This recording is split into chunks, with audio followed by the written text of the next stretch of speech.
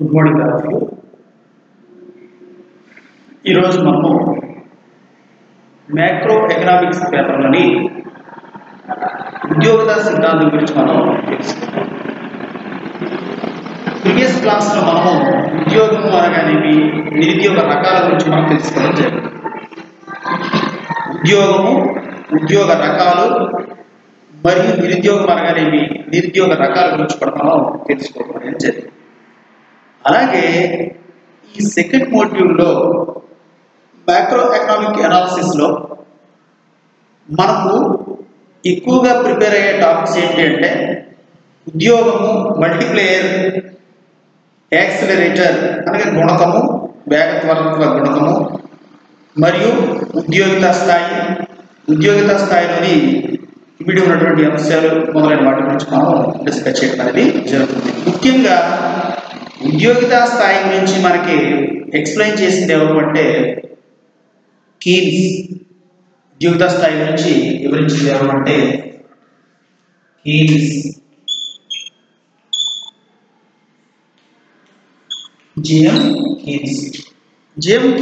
John మిర్దాల్ Keynes అనే ఆర్థికవేత్త ఈ ఉద్యోగిత సిద్ధాంతం గురించి చెప్పడం అనేది జరిగింది. ఈయన ఉపయోగించినటువంటి పదాలు ఏమిటి, అసలు ఉద్యోగిత స్థాయిని ఎలా రాబట్టాలి అనేది మనం చూస్తే సమిష్టి డిమాండ్, సమిష్టి సప్లై ఎక్కడైతే సక్రమంగా ఉంటాయో, సమానంగా ఉంటాయో ఆ ప్రదేశాన్ని సంపూర్ణ ఉద్యోగిత స్థాయి, ఫుల్ ఎంప్లాయ్మెంట్ థియరీ లేదా ఫుల్ ఎంప్లాయ్మెంట్ లెవెల్ అని చెప్పడం జరిగింది. ఎక్కడైతే సమిష్టి డిమాండ్, సమిష్టి సప్లై ఉంటుందో అక్కడ సంపూర్ణమైనటువంటి ఉద్యోగిత స్థాయిని నెలకొల్పవచ్చు అని జేమ్ కీన్స్ వివరించడం అనేది మనం చూస్తాం. అయితే జేమ్ కీన్స్ చెప్పినటువంటి విధానం ఏంటి, దీని గురించి కూడా మీకు ఈ సెమిస్టర్లో అడుగుతూ ఉంటాడు. కీన్స్ ఉద్యోగిత సిద్ధాంతం గురించి వివరించండి అంటాడు. కీన్స్ ఉద్యోగిత సిద్ధాంతం గురించి వివరించండి. కీన్స్ చెప్పినటువంటి అంశం ఏమిటంటే ఎక్కడైతే సమిష్టి డిమాండ్, సమిష్టి సప్లై సమానంగా ఉందో అక్కడ సంపూర్ణ ఉద్యోగిత స్థాయిని నెలకొల్పవచ్చు అని చెప్పడం జరిగింది. జేమ్ కీన్స్ వివరించడం అనేది జరిగింది. అదేంటంటే అగ్రిగేటెడ్ డిమాండ్,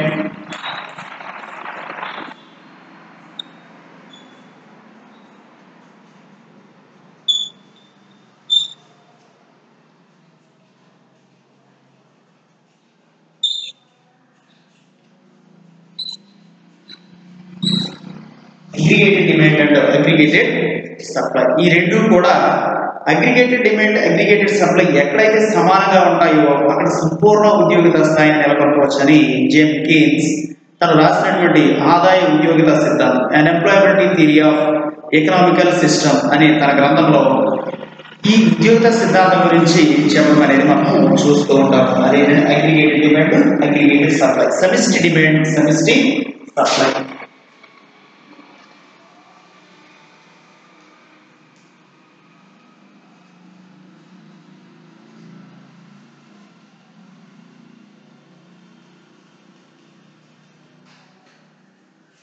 సమిష్టి డిమాండ్ అండ్ సమిష్టి సప్లై. ఏ ప్రదేశంలో లేదా ఏ దేశంలోనైతే సమిష్టి డిమాండ్, అసలు సమిష్టి డిమాండ్ అంటే ఏమిటి, సమిష్టి సప్లై అంటే ఏమిటి అనగా ఎక్కువ మంది సమూహంలో ఒక వస్తువుని కొంటారు అని ముందుగానే మార్కెట్లో పంపిణీ చేసినట్లయితే, అంటే అధిక మంది ఉన్నారు కాబట్టి ఒక గ్రూప్ వైజ్గా సమిష్టిగా ఆ వస్తువును డిమాండ్ చేస్తూ ఉన్నారు కాబట్టి ఆ వస్తువుని ఏమన్నామంటే సమిష్టి డిమాండ్. మరి సమిష్టి సప్లై అంటే ఏమిటి, సమిష్టి సప్లై అంటే ఎంతమందికి అయితే ఆ వస్తువు అవసరమవుతుందో దానికి అనుగుణంగానే సమాజంలో లేదా ఆర్థిక పరంగా ఆ వస్తువుని రెడీ చేసి మ్యానుఫ్యాక్చరింగ్ చేస్తూ లేదా ప్రొడక్ట్ చేస్తూ ఆ వస్తువుని మార్కెట్లో విక్రయించడం. ఎప్పుడైతే ఈ సమిష్టి సప్లై, సమిష్టి డిమాండ్ సమానంగా ఉందో అక్కడ సంపూర్ణ ఉద్యోగ స్థాయిని నెలకొల్పవచ్చు. ఇప్పుడు మీరు ఈ పట్టిక ద్వారా కీన్స్ ఉద్యోగ సిద్ధాంతం ఉన్నటువంటి సమిష్టి డిమాండ్, సమిష్టి సప్లై ఏంటి అని కూడా మనం చూడవచ్చు.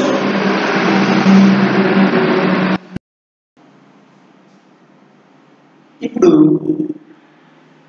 ఈ కీన్స్ ఉద్యోగ సిద్ధాంతంలో మన పట్టికను, ఈ టేబుల్ని మనం క్షుణ్ణంగా పరిశీలించినట్లయితే కీన్స్ ఉద్యోగ సిద్ధాంతం ఏంటనేది మనకు తెలుస్తుంది.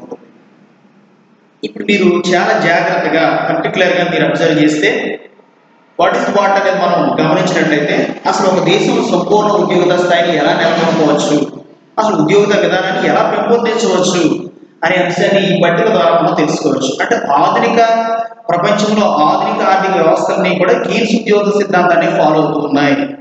కాబట్టి ఉద్యోగ సిద్ధాంతాన్ని మనం అనుసరించేటప్పుడు ఎటువంటి చర్యలు తీసుకోవాలి, గల కారణాలు ఏంటి, ఎక్కడ సంపూర్ణ ఉద్యోగ స్థాయిని మనం పెంపొందించవచ్చు అనే అంశాలు మనం పరిశీలించినట్లయితే ఫస్ట్ గా మనం చూడండి, ఒకటి సమిష్టి సప్లై. సప్లై అనే మాట మీరు గుర్తుంచుకోండి. సప్లై అనగా ఎవరు చేస్తారు అంటే సప్లైని ఉత్పత్తిదారుడు చేస్తాడు. ఎవరు చేస్తాడండి? ఉత్పత్తి. ఒక వస్తువుని తయారు చేసేవాడు సప్లై చేస్తాడు. మరి డిమాండ్ ఎవరు చేస్తాడు? వినియోగదారుడు చేస్తాడు. డిమాండ్ ఎవరు చేస్తాడండి? వినియోగదారుడు చేస్తాడు. సప్లై ఎవరు చేస్తాడు? ఉత్పత్తిదారుడు చేస్తాడు. సప్లై ఎవరు చేస్తాడు? ఉత్పత్తిదారుడు చేస్తాడు. ఇప్పుడు ఉత్పత్తిదారుడు వస్తువులు పెంచుకుంటూ మార్కెట్లో విక్రయిస్తే అతనికి ఆదాయం ఎక్కువగా వస్తుంది. అదే వినియోగదారుడు ఏమనుకుంటాడు? మార్కెట్లో ఆ వస్తువు ధర తక్కువగా ఉండాలి అని కోరుకుంటాడు. కాబట్టి వాళ్ళిద్దరి మధ్య ఎప్పుడూ కూడా పోటీ ఏర్పడుతుంది, లేదా వ్యతిరేక సంబంధం ఉంటుంది. పంపిణీ చేసేవాడు, తయారు చేసేవాడు వస్తువు ధర పెరగాలనుకుంటాడు, కొనుగోలు చేసేవాడు వస్తువు ధర తగ్గాలి అనుకుంటాడు. కాబట్టి వీళ్ళిద్దరి మధ్య ఎప్పుడు కూడా ఒక ఆపోజిట్ రిలేషన్ కంటిన్యూ అవుతూ ఉంటుంది. ఇప్పుడు ఈ ఉత్పత్తికి డిమాండ్కి, సప్లైకి డిమాండ్కి మధ్య, ఈ రెండింటి మధ్య ఉన్నటువంటి వేరియేషన్ ఏంటి?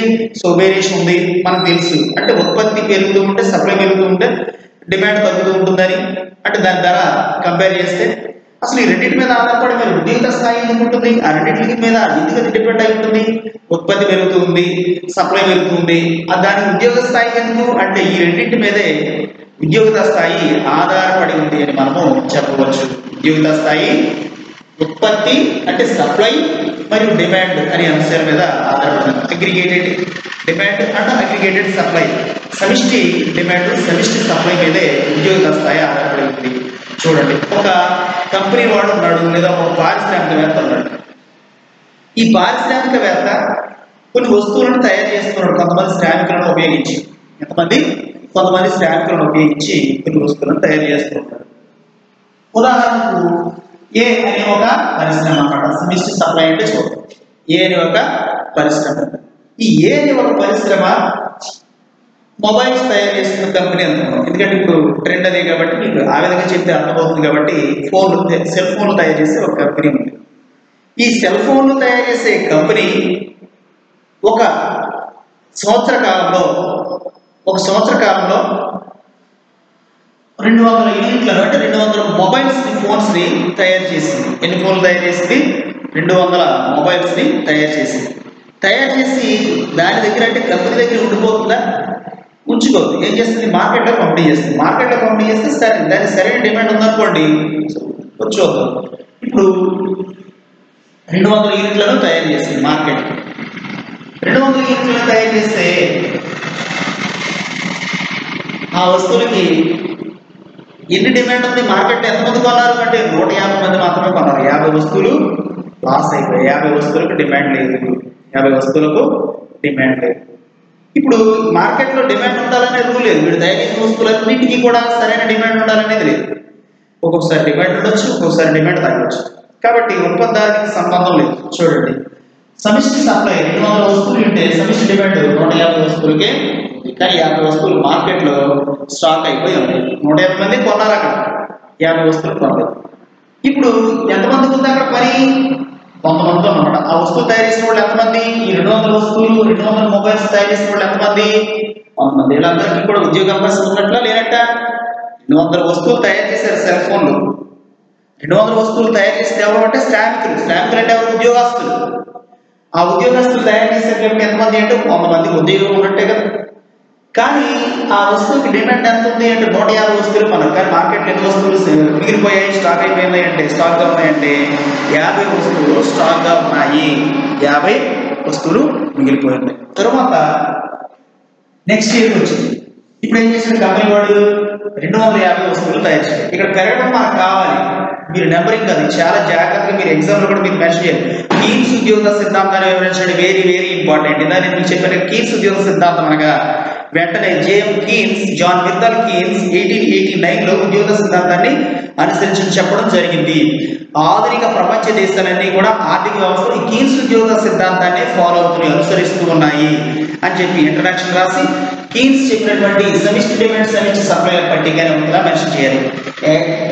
గా మీరు ఈ నెంబర్స్ ఉపయోగించి మీరు ఎగ్జామ్లో మీరు బట్టి పడేది రాస్తే సరిపోతుంది.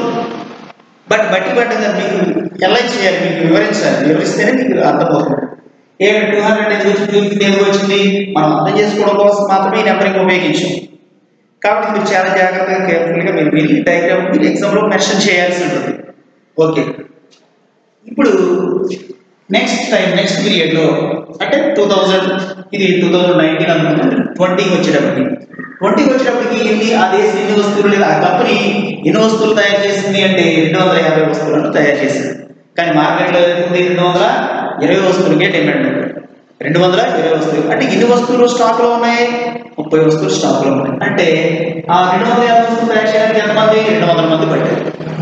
200 మంది పెట్టారు అంటే ఇక వస్తువులు 250 పెరిగిందా లేదా? పెరిగింది. కాబట్టి ఇక డిమాండ్ సగం పక్కన పడేయండి. ఉద్యోగ స్థాయి 200 పెరిగిందా లేదా? పెరిగింది. ఇప్పుడు మార్కెట్లో డిమాండ్ లేకపోతే ఏం జరుగుతుంది చూడండి. 200 వస్తువులు ఉన్నప్పుడు సప్లై చేసినప్పుడు ఉత్పత్తిదారుడు సమిష్టి డిమాండ్ ఎంత ఉంది అంటే 150 వస్తువులు, మిగిలిన 50 వస్తువులు మార్కెట్లో స్టాక్లో ఉంటాయి, కొనట్లేదు ఆ వస్తువులు. 250 వస్తువులను 200 మంది శ్రామికులు ఉపయోగించి ఉద్యోగస్తులు పెట్టి ఆ కంపెనీ వాడు 250 వస్తువులను తయారు చేశాడు. ఇప్పుడు ఎన్ని వస్తువులకు డిమాండ్ ఉంది మార్కెట్లో? ఎంత కొన్నారు? 220 కొన్నారు. అంటే 30 వస్తువులు స్టాక్లో. ఇప్పుడు నెక్స్ట్ మూడవసారి చూడండి, ఇక్కడ 2021 అంటే ఈ సంవత్సరం వచ్చింది. ఆ కంపెనీ ఎన్ని వస్తువులు తయారు చేయాలని అంబిషన్ లక్ష్యం పెట్టుకుంది. టార్గెట్ అంటే 300 వస్తువులు తయారు చేయాలనుకుంది. ఆ 300 వస్తువులు తయారు చేయడానికి సమిష్టి డిమాండ్ కూడా 300 వస్తువులు ఉంది. అలాగే ఉద్యోగ స్థాయి కూడా ఎంతమందికి ఉందంటే 300 మందికి. ఇప్పుడు అగ్రిగేటెడ్ డిమాండ్ అనగా అగ్రిగేటెడ్ సప్లై అనగా దీనిని మనం సంపూర్ణ ఉద్యోగ స్థాయి అని చెప్పవచ్చు. సంపూర్ణ ఉద్యోగ స్థాయి అని చెప్పవచ్చు. ఈ 300 అంటే 1, 2, 3 చూడండి. మొట్టమొదటి దగ్గర అంటే మొట్టమొదటి స్టేజ్లో 200 వస్తువులు తయారు చేశాడు కంపెనీ వాడు. ఎంతమంది ఉద్యోగాలు ఇచ్చి 100 మందికి ఇచ్చి ఉద్యోగం అంటే ఇదే 100 మందికి ఉద్యోగం ఇచ్చి చేశాడు. ఏం చేశాడు? ఉత్పత్తి చేశాడు. కానీ ఆ వస్తువులు మార్కెట్లో 150 మంది 150 వస్తువులు మిగిలిపోయాయి. ఇప్పుడు నెక్స్ట్ 250 వస్తువులు తయారు చేయించాడు, 200 మంది పెట్టాడు. 220 వస్తువులకి సేల్స్ అయ్యి 30 మిగిలిపోయాయి. ఇలాంటి టైంలో ఉత్పత్తిదారుడు ఏమంటాడంటే సరైన డిమాండ్ లేదు అంటాడు. మరి వీళ్ళందరికీ వేతనాలు ఇక్కడ మిగిలిపోతూ ఉన్నాయి, మరి వీళ్ళందరికీ జీతాలు ఇవ్వాలి కదా ఆ కంపెనీ వాడు. కాబట్టి ఏం చేస్తారంటే బాబు మీరు తయారు చేసే వస్తువులకు మార్కెట్లో డిమాండ్ లేదు, కాబట్టి మీరు సమిష్టి సప్లై అయితే ఉంది, అగ్రిగేటెడ్ సప్లై ఉంది, కానీ మార్కెట్లో అగ్రిగేటెడ్ డిమాండ్ లేదు, కొత్తగా ఉంది. కాబట్టి ఆ వస్తువులు మిగిలిపోతూ ఉన్నాయి. కాబట్టి కొంతమంది ఉద్యోగాలు తీసేస్తారు. కొంతమందిని ఉద్యోగాలు అంటే వినియోగిస్తేనే కదా వస్తువులు ఉండేది. సపోజ్ సినిమాలు చూస్తూ ఉన్నాం, మన టీవీలో సీరియల్స్ అని చూస్తూ ఉన్నాం. టీవీలో సీరియల్స్ చూసి వినియోగించేంత వరకు వాళ్ళు సీరియల్స్ తీస్తూనే ఉంటారు. ఏళ్ల కొద్ది సంవత్సరాల కొద్ది ఈ సీరియల్స్ తీస్తూనే ఉంటారు. కానీ సినిమా చూస్తున్నాను మనం చూసేవాడు వినియోగదారుడు ఉన్నాడు కాబట్టి వాళ్ళు ఎన్నైనా చేయగలుగుతారు. అలాగే ఒక వస్తువును కొనుగోలు చేసే వినియోగదారుడు లేదా ఒక సర్వీస్ ఓరియంటెడ్గా వినియోగించుకునే వినియోగదారుడు ఉన్నంత వరకు సప్లై కంటిన్యూ అవుతూనే ఉంటుంది. ఎక్కడైతే వినియోగదారుడు లేడో ఆ సప్లై ఎవరు చూడలేదు. కాబట్టి మన ఉదాహరణకు పూర్వం రిక్షాలు ఉండేవి, రిక్షా ప్లేస్లోకి ఆటోస్ సబ్స్టిట్యూట్ అయ్యాయి. అలాగే కొన్ని చోట్ల ప్రయాణ సాధనాలు కూడా ల్యాండ్ లైన్లు కూడా మనం చూస్తాం. ల్యాండ్ లైన్ ఉండేవి కొన్ని చోట్ల, ఇప్పుడు వాటిని వినియోగించేవాళ్ళు లేరు కాబట్టి సెల్ ఫోన్లు డిమాండ్ పెరిగింది. ఇప్పుడు ల్యాండ్ లైన్ తయారు చేస్తూ ఉన్న కంపెనీస్ ఉన్నాయి చూడండి. ఎక్కడైతే వినియోగదారుడు వాటిని కొనట్లేదు, ఆ వస్తువులు కొనట్లేదు కాబట్టి ఆ ల్యాండ్ లైన్ తయారు చేసే కంపెనీ మూతపడుతుంది. సో అందులో పనిచేసే వాళ్ళందరూ కూడా నిరుద్యోగులు అయిపోతారు. అలాగే పూర్వము టీవీలు ఉండేవి, కలర్ టీవీలు. ఇప్పుడు కలర్ టీవీలు అన్నింటిలో కూడా ఎల్ఈడీలు సబ్స్టిట్యూట్ అయ్యాయి. కాబట్టి కలర్ టీవీలు తయారు చేసే ఆ టీవీలు తయారు చేసే పరిశ్రమ ఏదైతే ఉందో అందులో పనిచేసే వాళ్ళందరూ కూడా ఉద్యోగ అవకాశాలు లేకుండా పోతుంది, అంటే నిరుద్యోగులుగా అయ్యే అవకాశం. అలాగే టెక్నాలజీ పెరిగే కొద్ది కూడా ఇటువంటి ఉద్యోగ స్థాయిని పెంపొందించవచ్చు, అంటే టెక్నాలజీ ద్వారా పెంపొందించవచ్చు. టెక్నాలజీ లేక అయిందనుకోండి, లేకంటే వెనకబడిపోవడం, లోపం వచ్చిందనుకోండి, వాళ్ళు ఆ కంపెనీ మూతలు పడే అవకాశం ఉంది. అలాగే పూర్వం టేప్ రికార్డర్స్ ఉంటాయి, వాటి ప్లేస్లో సిడీ ప్లేయర్స్ వచ్చాయి, అవి కూడా కాలగర్భంలో కలిసిపోయాయి. వాటి ప్లేస్లో హోమ్ థియేటర్స్ వచ్చాయి, హోమ్ థియేటర్ ఇప్పుడు రన్ చేస్తాయి. అంటే ఆ కంపెనీలు ఏ వస్తువులకైతే ప్రజలు డిమాండ్ చేస్తూ ఉన్నారో ఆ వస్తువులకు మాత్రమే, అంటే ఎక్కడైతే డిమాండ్ చక్కగా ఉందో ఆ కంపెనీలు పనిచేసే వాళ్ళకి మాత్రమే సంపూర్ణ ఉద్యోగ స్థాయి ఉండవచ్చు. ఆ కంపెనీల్లో డిమాండ్ లేకుండా చెప్పాను కదా, ఒక చోట మొబైల్స్ ల్యాండ్ లైన్ బదులు మొబైల్ వినియోగిస్తున్నాం. ఇప్పుడు ల్యాండ్ లైన్ ఉపయోగించడం వల్ల కేవలం ఫోన్కి మాత్రమే మాట్లాడుతున్నాం. అదే మొబైల్ యూజ్ చేస్తే మనకు టచ్ ఫోన్, ఆండ్రాయిడ్ మొబైల్స్ ఉపయోగించామనుకోండి, దాని ద్వారా యూట్యూబ్ అని, తర్వాత నెట్ అని, ఇంటర్నెట్స్ ఇట్లా సంబంధించినటువంటి వర్క్స్ కూడా చేసుకోవచ్చు. కాబట్టి దానికి మల్టీపర్పస్ యూజెస్ ఉన్నాయి. కాబట్టి ఆ వస్తువుని కొనడానికి ప్రయత్నిస్తుంది. కాబట్టి ల్యాండ్ లైన్స్ వినియోగించాం. ఇప్పుడు ల్యాండ్ లైన్లు తయారు చేసే కంపెనీ ఏదైతే ఉందో వాళ్ళు తయారు చేసే వస్తువులు సప్లై చేసినా మార్కెట్లో ఎవరు కొనట్లేదు, డిమాండ్ లేదు. కాబట్టి అందులో పని చేస్తున్నటువంటి ఉద్యోగాలకు డబ్బులు ఇవ్వాలి, జీతాలు ఇవ్వాలి. కాబట్టి ఇదిగో మీరందరూ కూడా డబ్బులు ఉన్నాయి, పని చేస్తున్నారు, వస్తువులు తయారు చేస్తున్నారు, కానీ మార్కెట్లో సరైనటువంటి డిమాండ్ లేదు. కాబట్టి మీ అందరికీ కూడా ఉద్యోగాలు నేను ఇవ్వలేను, జీతాలు, కాబట్టి మీరు మానేయండి, లేదు ఇంటికి వెళ్ళిపోండి. ఒకవేళ ఉత్పత్తి పెరిగిందనుకో, మంచి డిమాండ్ ఉండి ఇంకా 100, 300 మంది, ఇంకా 400 మంది తెచ్చుకుంటాడు, 500 మంది తెచ్చుకుంటాడు. ఇప్పుడు సమిష్టి డిమాండ్ ఉన్నప్పుడు, ఉత్పత్తిదారులు తయారు చేసిన వస్తువులకు సక్రమైనటువంటి డిమాండ్ ఉన్నప్పుడు దాని నుండి అతనికి బెనిఫిట్ ఉంటుంది. కాబట్టి ఉద్యోగ అవకాశాలు పెంపొందించే అవకాశం. కానీ కీస్ ఈ విషయమే చెప్తున్నాడు, ఎక్కడైతే సమిష్టి డిమాండ్ ఉంటుందో, ఎక్కడైతే సమిష్టి సప్లై, సమిష్టి డిమాండ్ సంపూర్ణంగా ఉంటాయో అక్కడ సంపూర్ణ ఉద్యోగిత స్థాయిని పెంపొందించవచ్చు. అది చూడండి, 300 వస్తువులకు సమిష్టి సప్లై చేసాడు ఉత్పత్తిదారులు. సమిష్టి డిమాండ్ ఎంత ఉంది అంటే 300 వస్తువులకి డిమాండ్. ఇక్కడ ఏముంది, 150 వస్తువులకే డిమాండ్. 200 వస్తువులు మార్కెట్ పంపిస్తే 150 మిగిలిపోయాయి. అలా ప్రతి సంవత్సరం ఎక్కువగా మిగిలిపోతూ ఉంటే ఆ వస్తువులను ఎవరు డిమాండ్ చేయలేకపోతే అవన్నీ ఇక్కడ స్టాకింగ్ లో, మార్కెట్ లో స్టాక్ అయిపోయే అవకాశం ఉంటుంది. తద్వారా ఆ కంపెనీ నష్టాల్లో ఉంటుంది. ఆ షోరూమ్ పంపించాడు టీవీలు తయారు చేసి లేదా ఫోన్లు తయారు చేసి, వస్తువులు సేల్స్ ఎవరు కొనట్లేదు, డిమాండ్ లేదు. కాబట్టి ఏం చేస్తారంటే ఆ కంపెనీ వాడికి ఫోన్ చేసి డబ్బులు పంపించలేదు ఏంటంటాడు, బాబు కంపెనీ మీరు ఇచ్చినటువంటి వస్తువులు ఫోన్లన్నీ అలాగే ఉన్నాయి, ఎవరు కొనట్లేదు, కాబట్టి నా వల్ల దగ్గర నుంచి మీరు అసలు వేయద్దు, నాకు మీ వస్తువులు ఏమీ అవసరం లేదు, మార్కెట్లో డిమాండ్ చేయట్లేదని చెప్తారు. అప్పుడు ఏం చేస్తాడు, వాడికి లాభం లేదు కదా, కంపెనీ కూడా ఏం చేస్తాడు, కంపెనీ క్లోజ్ చేయవలసిన నెసెసిటీ. కంపెనీ క్లోజ్ చేయడం అర్థం ఏంటంటే ఉద్యోగులందరూ కూడా ఇంటికి వెళ్ళిపోవడమే, నిరుద్యోగ స్థాయి పెంపొందించడమే. అందరూ డబ్బు లాభం ఉంటేనే కదా ఆ కంపెనీ వాడు మెయింటైన్ చేయగలరు. లాభం లేకపోతే ఆ కంపెనీ వాడు మెయింటైన్ చేయనటువంటి పరిస్థితి ఏర్పడి, మెయింటైన్ చేయలేక అప్పులు బారిన పడి ఆ కంపెనీని క్లోజ్ చేసే నెసెసిటీ వచ్చే అవకాశం ఉంటుంది. కాబట్టి అది కీస్ చెప్తున్నటువంటి అంశం ఏమిటి అంటే ఎక్కడైతే సమిష్టి డిమాండ్, సమిష్టి సప్లై సంపూర్ణంగా సమానంగా ఉంటాయో అక్కడ సంపూర్ణ ఉద్యోగం, ఫుల్ ఎంప్లాయ్మెంట్ సాధించవచ్చు అని చెప్పడం అనేది జరుగుతుంటుంది. చూడండి, తర్వాత సమిష్టి సప్లైలో 400 వస్తువులు తయారు చేశాడు సప్లై ఉత్పత్తిదారుడు. ఆ వస్తువులకి మార్కెట్లో ఎంత ఉంది అంటే మార్కెట్లో సప్లై చేసిన 200 ఉంది, కానీ ఉద్యోగ స్థాయి ఎంత అంటే 180 మందికి. అంటే 200 మంది ఉన్నారు కదా, 20 మంది ఒరే బాబు డిమాండ్ లేదు కానీ 20 మంది మానేంటి, 20 మందిని తొలగించేసి తర్వాత మళ్ళీ 500 వస్తువులు తయారు చేశాడు. మార్కెట్లో 145 ఉంది డిమాండ్. ఇప్పుడు 100 మందికే పని, మిగిలిన 100 మంది ఇక్కడ ఎంతమంది ఉన్నారు, 300 మంది ఉన్నారు. సరే, డిమాండ్ తక్కువ అవడం వల్ల శ్రామికులు తగ్గిపోతున్నారా లేదా, తగ్గిపోతూ ఉన్నారు. శ్రామికులు అంటే ఉద్యోగస్తులు. నేను ముందే చెప్పాను, ఒక ఎకనామికల్ లాంగ్వేజ్ లో రిక్షా నడిపేవాడి దగ్గర నుంచి కూలి చేస్తున్నటువంటి వ్యవసాయ కార్మికుల వద్ద నుండి రాష్ట్రపతి వరకు అందరూ కూడా మనం లేబర్ లేదా వర్కర్, వేజ్ సీకర్, ప్రతి వారిని కూడా మనం ఎంప్లాయ్మెంట్ గా ట్రీట్ చేయాలి, ఎంప్లాయబుల్ గానే మనం ట్రీట్ చేయాల్సి ఉంటుంది ఉద్యోగ స్థాయి. చూడండి, ఇప్పుడు మళ్ళీ నేను ఒకసారి ఎక్స్ప్లెయిన్ చేస్తున్నాను. చూడండి, మొట్టమొదటి సమిష్టి సప్లై ఎంత ఉంది అంటే 200 యూనిట్లకు ఉంది. కానీ సమిష్టి డిమాండ్ ఎంత ఉందంటే 150 యూనిట్లకు ఉంది, 50 యూనిట్లు మిగిలిపోయాయి. ఉద్యోగ స్థాయి ఎంత మందికి ఉందంటే 100 మందికి ఉంది. రెండవది సమిష్టి సప్లై ఎంత ఉందంటే 250 మందికి ఉంది. సమిష్టి డిమాండ్ 220కే ఉంది, వస్తువులు మిగిలిపోతున్నాయి. తర్వాత మూడవది సమిష్టి సప్లై 300 మందికి ఉంది, సమిష్టి డిమాండ్ 300 మందికి. ఉద్యోగ స్థాయి సంపూర్ణ ఉద్యోగిత స్థాయి అంటాం. సంపూర్ణ ఉద్యోగిత స్థాయి, full employment stage, full employment level, full employment stage. ఇప్పుడు ఇక్కడ 300 వస్తువులు తయారు చేసింది కంపెనీ ఉంది, అదేవిధంగా 300 వస్తువులకు మంచి డిమాండ్ ఉంది, అదేవిధంగా 300 మందికి శ్రామికులకు ఉద్యోగం. కాబట్టి ఈ 300 శ్రామికులకి ఎక్కడికి వెళ్ళిపోవడం కుదరదు, మానేమని చెప్పదు. ఎందుకంటే మీరు తయారు చేసిన వస్తువులు సరైనటువంటి డిమాండ్ ఉంది, సక్రమంగా సప్లై చేశారు, మార్కెట్ మంచి డిమాండ్ ఉంది. కాబట్టి ఆ వస్తువులు తయారు చేసే సంస్థలు ఏవైతే ఉన్నాయో ఆ వస్తువు చేసే సంస్థలన్నీ కూడా చక్కగా ఉద్యోగాలు ఇస్తారు. ఒకవేళ ఇక్కడ కూడా తక్కువగా ఉండి డిమాండ్ చేయలేదనుకో, మార్కెట్ రావట్లేదనుకో, క్లోజ్ చేయవలసి ఉంటుంది. ఇది మనం క్లోజింగ్ చేయవలసి ఉంటుంది.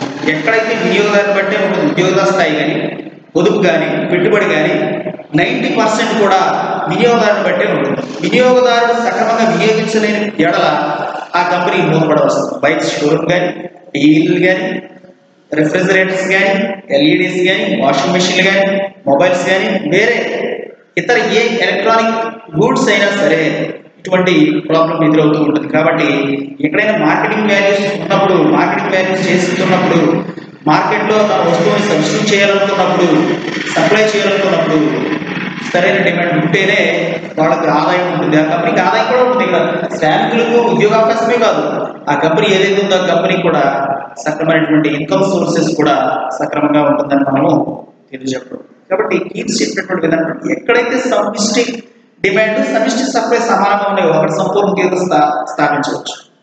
ఒకవేళ ఇక వస్తువులు సమిష్టి సప్లైలో 100 వస్తువులే సప్లై చేస్తారు, కానీ ఆ వస్తువులకి 200 మంది కోరుకుంటున్నారు. అప్పుడు ఏమవుతుంది, ఏం జరుగుతుంది ఒకసారి చూడండి. ఇక్కడ మనం ఏం చేసాం, సమిష్టి సప్లైలో 200 వస్తువులు ఉన్నాయి, అలాగే సమిష్టి డిమాండ్ 150 వస్తువులే డిమాండ్ చేశారు మార్కెట్లో, 50 వస్తువులు మిగిలిపోయాయి. అలా కాకుండా 150 వస్తువులు డిమాండ్ చేశారు కదా, కానీ ఇక్కడ తయారు చేయడం సప్లై చేసిన 100 వస్తువులు సప్లై చేశారు, 50 వస్తువులు ఇంకా డిమాండ్ ఉంది మార్కెట్లో. మీకు అరేంజ్ చేసి మీకు అర్థమవుతుంది. ఓకేనమ్మా, ఓకే చూడండి. మార్కెట్లో సమిష్టి సప్లై 100 గూడ్స్ మాత్రమే, గూడ్స్ అంటే వస్తువులు కదా, 100 వస్తువులకు మాత్రమే సప్లై ఉంది. సమిష్టి డిమాండ్ ఎంత ఉంది, 150 డిమాండ్ చేస్తారు, 150 మంది కోరుకుంటారు ఆ వస్తువు కావాలి, కానీ మార్కెట్లో ఎలా ఉంది సప్లై 100. ఇప్పుడు ఏం జరుగుతుందంటే ఉద్యోగ స్థాయిని పెంపొందిస్తారు, వాడి వెంటనే నోటిఫికేషన్ వేస్తారు, మన వస్తువులు మంచి డిమాండ్ ఉంది కాబట్టి ఇంకా కొంతమంది వచ్చి ఉద్యోగాలు వచ్చి జాయిన్ అవ్వండి అని చెప్తారు. అప్పుడు ఏమవుతుంది, అక్కడ ఉత్పత్తి పెరుగుతుంది, ఉద్యోగ స్థాయిని కూడా పెంపొందించవచ్చు. కానీ మ్యాటర్ అది కాదు కదా మనకి. ఎక్కడైతే సమిష్టి డిమాండ్ సమిష్టి సప్లై సమానంగా ఉందో అది కదా మనం డిస్కస్ చేసేది. ఒకవేళ సప్లై కంటే డిమాండ్ ఎక్కువగా ఉందనుకోండి, అక్కడ డిమాండ్ చేసేవాడు ఎక్కువ ఉన్నారు కాబట్టి ఉద్యోగ స్థాయిని బాగా పెంపొందించవచ్చు. కానీ అలా లేదు, డిమాండ్ కూడా తక్కువగా ఉంది సప్లై కంటే, కాబట్టి ఉద్యోగ స్థాయిని కష్టతరం అవుతుంది. కాబట్టి మనం జాగ్రత్తగా గుర్తుంచుకోవాలి. ఓకే, ఎగ్జాంపుల్ మాత్రం ఇది మెన్షన్ చేయాలి. ఫస్ట్ చూడండి, సమిష్టి సప్లై యూనిట్లలో, సమిష్టి డిమాండ్ యూనిట్లలో, ఉద్యోగ స్థాయి వేలల్లో. ఇది బాగా గుర్తుంచుకోవాలి ఎగ్జామ్ లో కూడా. ఇక్కడ మీరు సమిష్టి సప్లై వేలల్లో, సమిష్టి డిమాండ్ ఉద్యోగాల్లో వేలల్లో, లక్షల్లో అని చెప్పకూడదు. ఎక్కడ మనం రాయాలి, సమిష్టి సప్లై, సమిష్టి డిమాండ్, ఉద్యోగ స్థాయి. ఈ 3 సక్రమంగా ఉంటే అక్కడ దానిని మన సంపూర్ణ ఉద్యోగ స్థాయి అని చెప్పవచ్చు. నేను మళ్ళీ డయాగ్రామ్ అవుతుంది, డయాగ్రామ్ కూడా వేస్తే మీకు క్లియర్గా అర్థమవుతుంది. బాగా గుర్తుంచుకోవాలి. కీర్స్ ఉద్యోగ సిద్ధాంతం గురించి వివరించేది అంటే జే అన్బిందాల్ కీర్స్ ఉద్యోగ సిద్ధాంతం గురించి వివరించాడు. ఎప్పుడైతే సమిష్టి సప్లై సమిష్టి డిమాండ్ సమానంగా ఉంటాయో అక్కడ సంపూర్ణ ఉద్యోగ స్థాయిని పెంపొందించవచ్చు అని చెప్పడం జరిగిందని చెప్పి మీరు మెన్షన్ చేస్తే చక్కగా మాకు 10 మార్క్స్ క్వశ్చన్ ఇది మ్యాక్సిమం మార్క్స్ పడే అవకాశం ఉంటుంది. కాబట్టి డయాగ్రామ్ అంటే చాలా ఇంపార్టెంట్. ఒకసారి మీరు 1-2 సార్లు వీడియోని మళ్ళీ రిపీట్ చేసి వీడియోని మళ్ళీ చూస్తాం.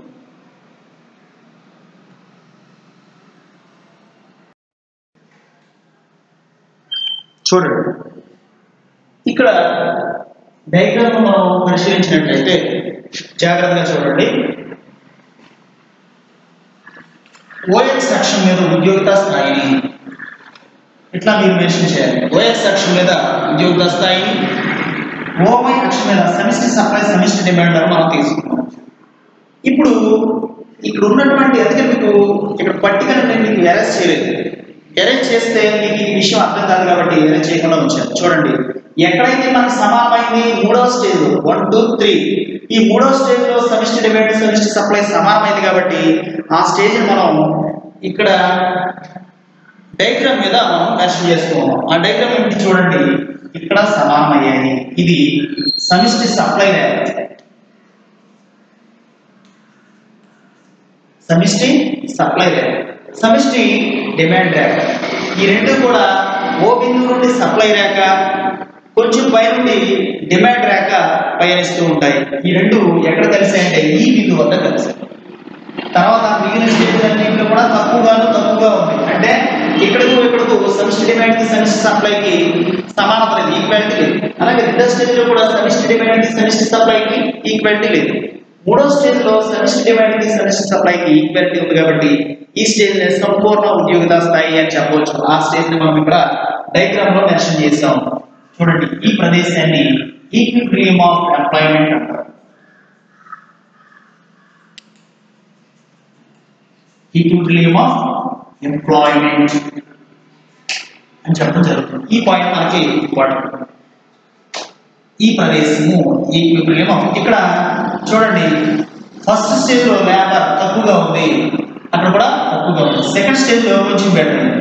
కానీ సమానంగా ఉన్న చోట ఈ ప్రదేశం డాట్ లైన్ మెన్షన్ చేయాలి. L1 డాట్ లైన్ లెఫ్ట్ లో ఉన్నది L2 గా మనం ఇండికేట్ చేయాలి. ఎగ్జాంపుల్ కూడా చూడండి, L1 L2 మిడిల్ గా ఉన్నదాన్ని సంపూర్ణ ఉద్యోగ అన్నాం కాబట్టి దీన్ని మెయిన్ లైన్ గా దీన్ని L గా మనం సూచించాలి.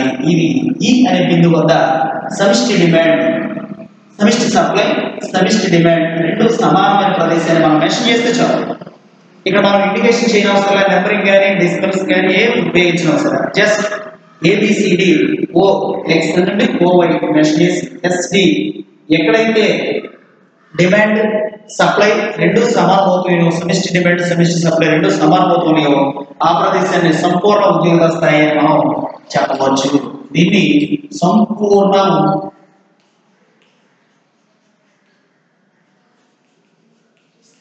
సంపూర్ణ ఉద్యోగిత స్థాయి అని మనం చెప్పవచ్చు. ఇది సంపూర్ణ ఉద్యోగిత స్థాయి మరియు కీన్స్ ఉద్యోగ సిద్ధాంతంలో ఉన్నటువంటి అంశాలని మళ్ళీ ఒకసారి చెప్తున్నాను. సమిష్టి సప్లై, సమిష్టి డిమాండ్ ఉద్యోగిత స్థాయిని తీసుకోవాలి. ఫస్ట్ 200, 250 గుర్తుంచుకోవాలి. 300, 400, 500 ఇది బాగా గుర్తుంచుకోవాలి. ఎగ్జాంపుల్ ఆల్రెడీ మీరు చూస్తూ ఉన్నారు కాబట్టి. తర్వాత 150, 220, 300, 200, 175. తర్వాత ఉద్యోగ స్థాయి 100, 200, 300, 180, 100. ఎక్కడైతే మనకి మిడిల్ గా ఉందో లేకపోతే ఈక్వల్ గా ఉందో ఆ ఈక్విలిబ్రియం ఆఫ్ ఎంప్లాయ్మెంట్ అని మనం చూసినట్లయితే సంపూర్ణ ఉద్యోగ స్థాయి మూడవ స్టేజ్ లో ఉంది. సప్లై 300, డిమాండ్ 300, ఉద్యోగ స్థాయి కూడా 300 అని మనం చెప్పవచ్చు. ఇది సంపూర్ణ ఉద్యోగ స్థాయి. తర్వాత మన డయాగ్రామ్ వచ్చినట్లయితే సంపూర్ణ ఉద్యోగ స్థాయిని ఓఎక్స్ అక్షం నుండి ఉద్యోగ స్థాయిని, ఓవై అక్షంలో సమిష్టి సప్లై సమిష్టి డిమాండ్ మనం తీసుకున్నట్లయితే ఇక్కడ M గా మనం గుర్తించాం. చూడండి, ఇక్కడ డాట్ లైన్ గా ఉన్నది అంటే అసంపూర్ణంగా ఉన్నది ఏంటి? సమిష్టి సప్లై ఇక్కడ 200 ఉంటే సమిష్టి డిమాండ్ 150 ఉంటే ఉద్యోగ స్థాయి 100 ఉంది, కానీ సంపూర్ణమైంది ఇక్కడ. అంటే ఇదంతా అసంపూర్ణమైనటువంటి ఉద్యోగ స్థాయి. అంటే అసంపూర్ణ ఉద్యోగ స్థాయి మనం డాట్ లైన్ లో సూచిస్తాం. మొట్టమొదటి స్టేజ్ లో కానీ థర్డ్ స్టేజ్ లో కానీ మిడిల్ గా ఉన్నది ఏంటి అంటే ఇది ఒక స్టేజ్, ఇక్కడ నుంచి ఇంకో స్టేజ్, ఇది ఒక స్టేజ్, ఇది ఒక స్టేజ్. కాబట్టి ఈ అసంపూర్ణంగా ఉన్న ఉద్యోగ స్థాయిని మనం డాట్ లైన్స్ తో సూచిస్తాం. సంపూర్ణమైన ఉద్యోగ స్థాయి ఉన్నటువంటి లైన్ మనం మెయిన్ లైన్ తో థిక్ గా లైన్ ని మనం చేయాల్సి ఉంటుంది. ఇది కూడా 10 మార్క్స్ వచ్చే అవకాశం ఉంటుంది మొత్తం అంతా కూడా. కాబట్టి మీరు ఏం చేయాలి అంటే ఇందులో ఒకటి మనం బాగా గుర్తుంచుకోవాలి. సంపూర్ణ ఉద్యోగ స్థాయి లేదా కీన్స్ సంపూర్ణ ఉద్యోగ స్థాయి చెప్పింది ఎవరంటే కీన్స్. అట్లా కాకుండా కీన్స్ చెప్పినటువంటి సంపూర్ణ ఉద్యోగ స్థాయి గురించి మనకు అడిగినప్పుడు సంపూర్ణ ఉద్యోగ స్థాయి సిద్ధాంతాన్ని చెప్పింది ఎవరు అంటే జేమ్స్ కీన్స్ చెప్పడం జరిగింది. పరిచయం చెప్పి ఎగ్జాంపుల్ పరిచయం జేమ్స్ కీన్స్ సంపూర్ణ ఉద్యోగ సిద్ధాంతాన్ని వివరించాడు. సాంప్రదాయ ఆర్థికవేత్తలు, నవీన ఆర్థికవేత్తలు మరియు అందరూ కూడా ప్రపంచ దేశంలో అన్ని ఆర్థిక వ్యవస్థలు కూడా ఈ సాంప్రదాయ ఉద్యోగ సిద్ధాంతాన్ని, కీన్స్ ఉద్యోగ సిద్ధాంతాన్ని అనుసరిస్తూ ఉన్నాయని చెప్పి పరిచయం రాసి తరువాత సమిష్టి డిమాండ్ సమిష్టి సప్లైల పట్టిక గురించి ఎక్స్ప్లెయిన్ చేసి అందులో మనకి ఈ నెంబరింగ్ కూడా మనం మెన్షన్ చేసి నేను 200 ఎందుకు వచ్చింది 150 ఎందుకు వచ్చింది మనం ఏమైనా లెక్క చేసామా అసలు 200 300 వేసుకోవచ్చు కదా వేసుకో. బట్ ఎలా ఇక్కడ పెరుగుతూ ఉండాలి, ఇక్కడ దీన్ని కంపేర్ చేసుకుంటే తగ్గుతూ ఉండాలి. అంటే మనం జస్ట్ ఇండికేషన్ జస్ట్ చూపించడం కోసం మాత్రమే ఈ నమూనా. ఇప్పుడు 250 నుండి 300, 200, 175 ఎలా వచ్చింది ఇవన్నీ గుర్తుంచుకోవాలి. గుర్తుంచుకోకపోతే మాత్రం కుదరదు, మనం చేసేది ఏం లేదు. ఖచ్చితంగా గుర్తుంచుకోవాలి ఇవన్నీ నెంబర్స్ ఎలా వచ్చినాయి. జస్ట్ నిరూపణ కోసం మాత్రమే డిమాండ్. అందులో ఇంపార్టెంట్ ఏంటంటే 300 కాబట్టి దీనికి సంపూర్ణ ఉద్యోగ స్థాయి అని చెప్పడం ప్రధానమైన అంశం కాబట్టి మనం చూస్తాం. తర్వాత ఈ 400, 500 ఇలా వచ్చింది కాబట్టి 275 ఇక్కడ అసంపూర్ణంగా ఉంది ఉద్యోగ స్థాయి. కాబట్టి ఏ స్థాయి ఉద్యోగస్తులు లేదా వ్యాపారస్తులు చేసేవాడు లేదా ఉత్పత్తిదారుడు ఈ స్థాయి అసంతృప్తి స్థాయి అండి. కాబట్టి అక్కడ అందరికీ ఉద్యోగ అవకాశం లేదు. మొదట్లో అయితే 100 పెరుగుతూ ఉంది, ఇక్కడ నుంచి 180 తగ్గింది. కారణం ఏంటి అంటే మార్కెట్లో డిమాండ్ లేదు, వాళ్ళు తయారు చేసే వస్తువులు, అది కారణం, cause main cause. So that's why ఈ employees are decreasable in long time. అంటే వచ్చే కాలానుగుణంగా ఉద్యోగస్తులు కొద్దిగా డిక్రీజబుల్గా ఉంటుంది. కాబట్టి ఇక్కడ సమానంగా ఉంటే సంపూర్ణ ఉద్యోగ స్థాయి, తగ్గిపోతున్నారు కాబట్టి అసంపూర్ణ ఉద్యోగ స్థాయిగా మనం చెప్పవచ్చు. డయాగ్రామ్ కూడా మనం ఒకసారి చూసినట్లయితే ఓఎక్స్ సెక్షన్ మీద చాలా జాగ్రత్తగా ఓఎక్స్ సెక్షన్ మీద ఉద్యోగ స్థాయిని, ఓవై యాక్షన్ మీద సమిష్టి డిమాండ్ సమిష్టి సప్లై తీసుకుని మనం ఎక్కడైతే ఈ అనే బిందు వద్ద సంపూర్ణ ఉద్యోగ స్థాయి ఎలా ఉందో అనేది మనము ఈ లెసన్ మనం చూస్తాం. తర్వాత ఆధునిక సాంప్రదాయ ఉద్యోగ సిద్ధాంతాలు, తర్వాత సాంప్రదాయ ఉద్యోగ సిద్ధాంతం గురించి నెక్స్ట్ క్లాస్ మనం చూద్దాం.